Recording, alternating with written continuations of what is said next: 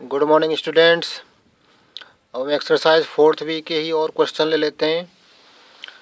ये इम्पोर्टेंट तो है नहीं इतनी, फिर भी 50-50% चांस है क्वेश्चन के आने की। तो प्रश्नावली है 4th बी का हमने क्वेश्चन नंबर 2 करवा दिया था, जो कि बहुत बार आया हुआ था। अब हम इसका क्वेश्चन ले लेते हैं। क्वेश्चन नंबर 5 ले लेते हैं। क्वेश्चन नंबर 5 क्या है? x+1 का स्क्वायर और d2y/dx² प्लस x+1 और dy/dx बराबर क्या है? ये दे रखा है 2x+3 और कितना 2x+4 इतना दिया हुआ है ये। ठीक है, तो हम क्या करेंगे इसमें? हमारे पास में जो दिया हुआ है, जो भी हमारे पास में ये दिया हुआ है, इसको दो बार अवकलन है। ये दो बार अवकलन दो घात से है, इसमें गुणा x+1 की घात 2 है, x+1 की घात 1 से गुणा है तो एक बार अवकलन है। तो हम इस चीज़ को x+1 को क्या मान लेंगे? कोई v मान लेंगे। माना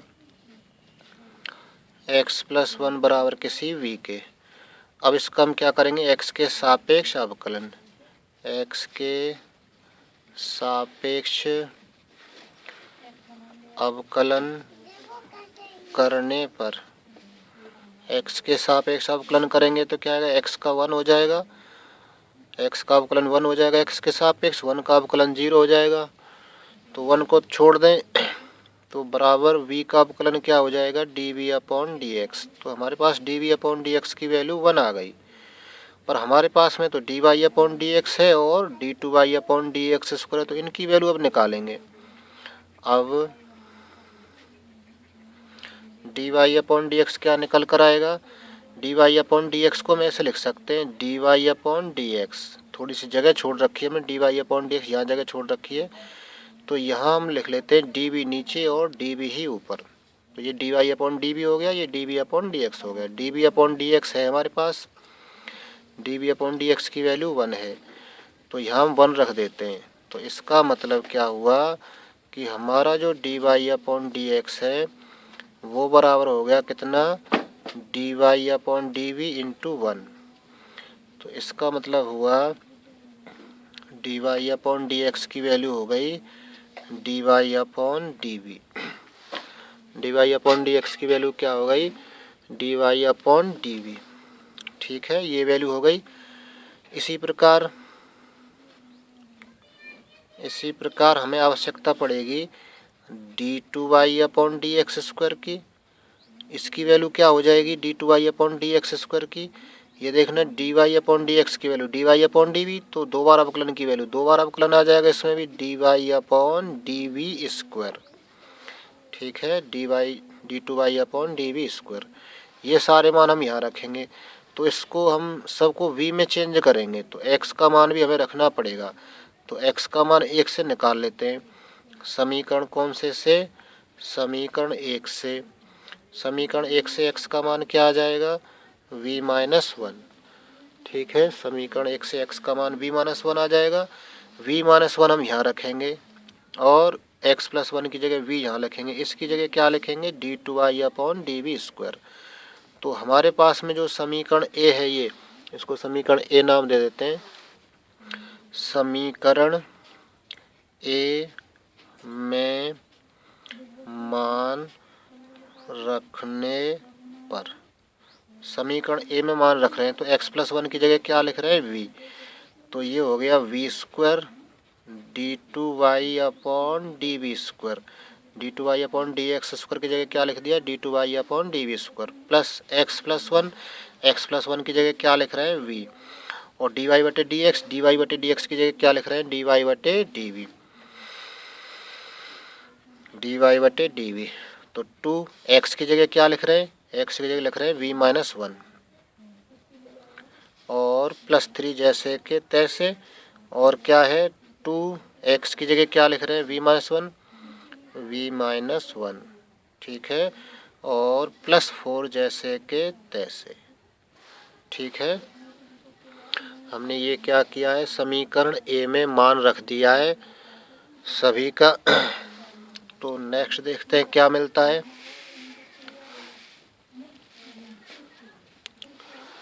अब ये हमारे पास में बन गया है समघाती, और इनका थोड़ा हम गुणा कर लेते हैं, बाद में इनको समघाती में चेंज हुआ पड़ा है, बाद में इसकी बात करेंगे समघाती की। d2y/dx², y है ये, प्लस v dy/dv, v है यहाँ पर, अब v में चेंज हो चुका है ये, v² बराबर, इसमें अब गुणा भाग कर लेते हैं, इसका गुणा इसमें करेंगे तो ये हो जाएगा 2v-2 और +3, ये क्या हो जाएगा 2v-2 और +4, तो ये हो जाएगा हमारा v² d2y/dv² plus v dy/dv जैसे कि तैसे बराबर, इनका हम गुणा करवाएंगे तो पहले इसको थोड़ा सॉल्व कर लेते हैं। ये हो जाएगा हमारा 2v+1 और ये क्या हो जाएगा 2v+2, 2v+2, ठीक है।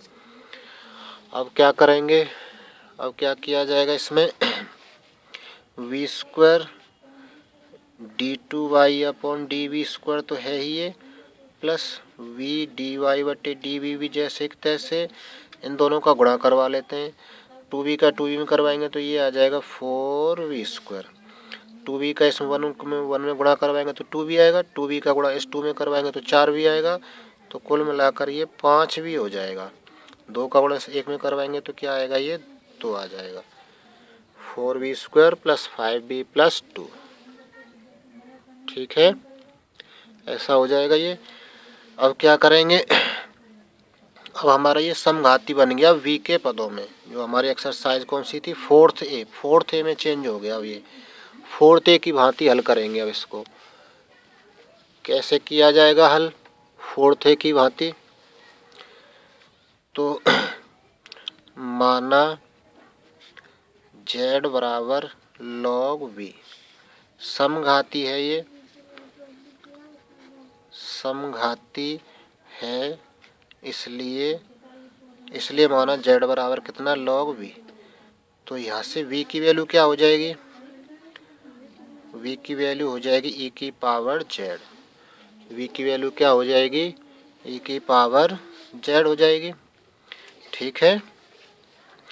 अब क्या करेंगे, v की वैल्यू e की पावर z हो गई, तो इसमें जो हमारे पास में v² d2y/dv² है, ये चेंज होकर क्या हो जाएगा d और d-1 प्लस ये जो एक बार अवकलन है वो चेंज होकर क्या हो जाएगा d, ठीक है।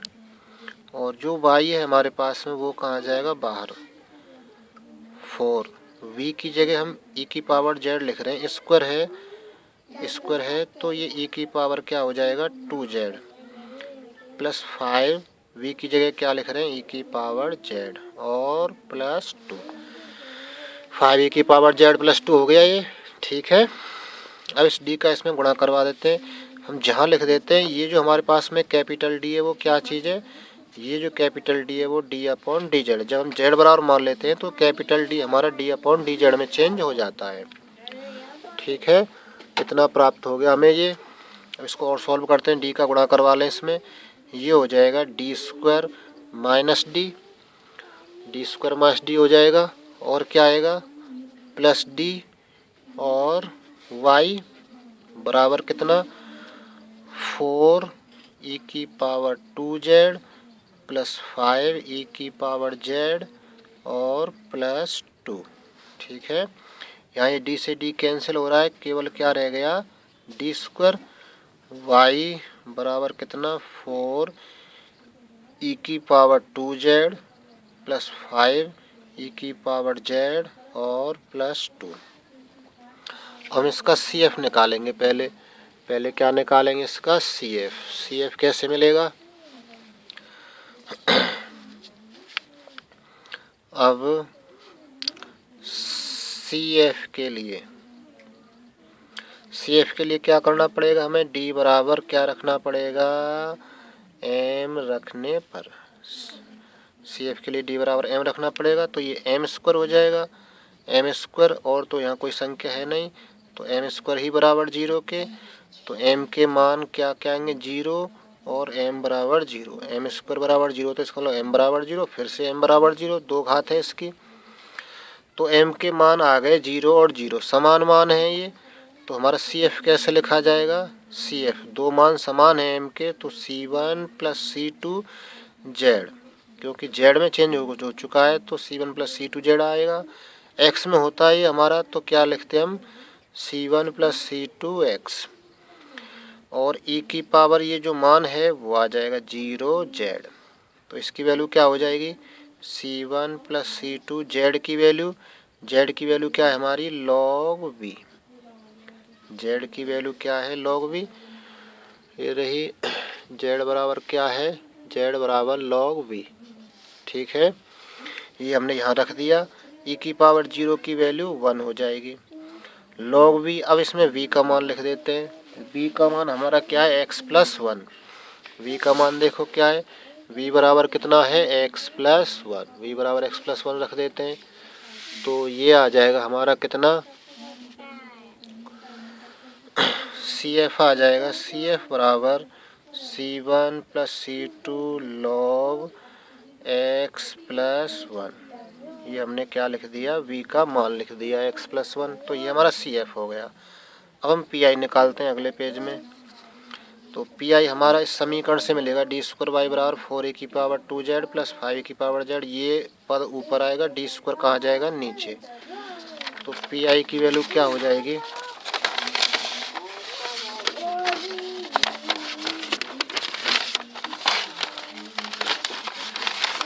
देखते हैं पी आई क्या मिलता है। तो मेहनत करेंगे तो सब आसान है ये, और बिना मेहनत वालों के लिए तो छोटे छोटे गुणा भी हार्ड होते हैं। तो मेहनत करें, सब चीज़ सरल है।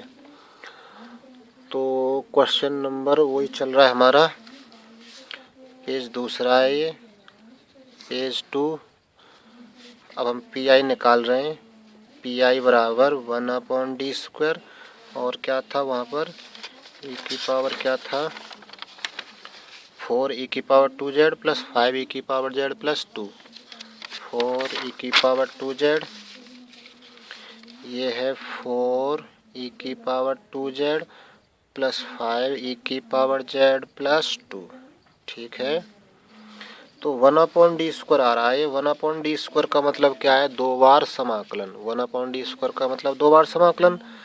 अब किसके सापेक्ष होगा समाकलन, जेड के सापेक्ष। 4 ई की पावर 2 जेड प्लस 5 ई की पावर जेड प्लस 2, और समाकलन किसके सापेक्ष, जेड के सापेक्ष दो बार।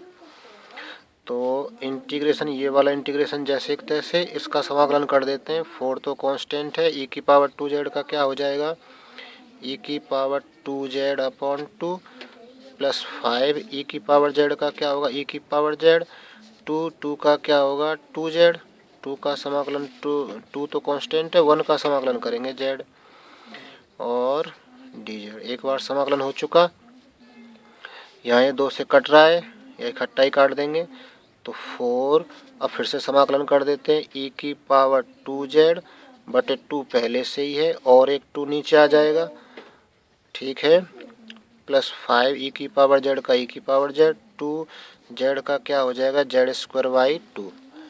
ठीक है, जेड का हो जाएगा समाकलन जेड स्क्वायर बाई 2। 2 इंटू 2 4, 4 से 4 कट जाएगा, ये रह जाएगा ई की पावर 2 जेड प्लस 5 ई की पावर जेड प्लस 2 से 2 कट गया, क्या रह गया, जेड स्क्वायर। ये हमारी वैल्यू किसकी आ गई, पी आई की। इस ये पी आई आया तो है, लेकिन ये तो जेड के पदों में है, हमें ये एक्स के पदों में चेंज करना है। तो ई की पावर 2 जेड की वैल्यू क्या हो जाएगी, इसकी वैल्यू हो जाएगी कितनी,